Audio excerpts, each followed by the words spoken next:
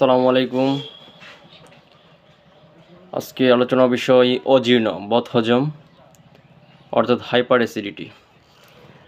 অনিয়মিত বা অতিরিক্ত ভোজন, তৈলাক্ত চর্বিযুক্ত আহারাদি বক্ষণ, রাত্রি জাগরণ, অতিরিক্ত চা কফি, মদ্যপান, ধূমপান, গরুপ্রাক দ্রবাদি ভোজন ইত্যাদি কারণবশত খাদ্য ভালো রোগে পরিপাক না হয়ে অজীর্ণ রোগ জন্মায়।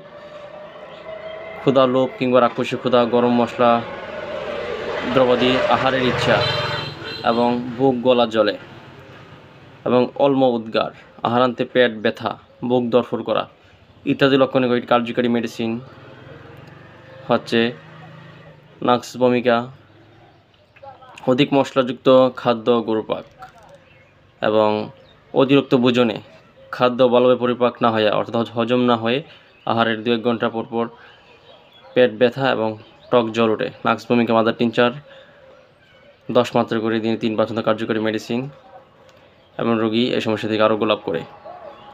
যা আমি অনেক রোগীকে মেডিসিনটি প্রয়োগ করে আশ্চর্যজনক ফলাফল পেয়েছি।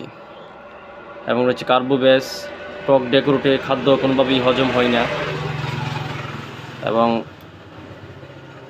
হজমের ক্রিয়া অত্যন্ত দুর্বল, একেবারেই অজীর্ণ, যেরকম খাই এরকমই খাবার নির্গত হয়। কার্বোবেস অত্যন্ত কার্যকরী মেডিসিন।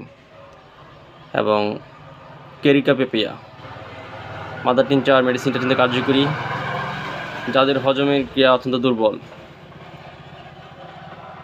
হজমের কার্যক্ষমতা বাড়াতে অত্যন্ত কার্যকরী মেডিসিন ক্যারিকা পেপিয়া। 10 ছোটো করে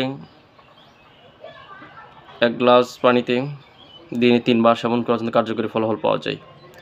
আবার বুক এবং গলা জ্বলে এরকম লক্ষণ অ্যাসিড সালফ 30 CH সকাল বিকাল 4 মাত্রা করে দিনে 3 বার সেবন করলে বুক এবং গলা জ্বলা এই হাইপার অ্যাসিডিটি থেকে 5 মিনিটের ভিতরে রোগী আরামবোধকে আরোগ্য লাভ করে এবং স্থায়ী আরোগ্য লাভ হতে কিছু অধিক দিন মেডিসিনটি সেবন করতে হয়।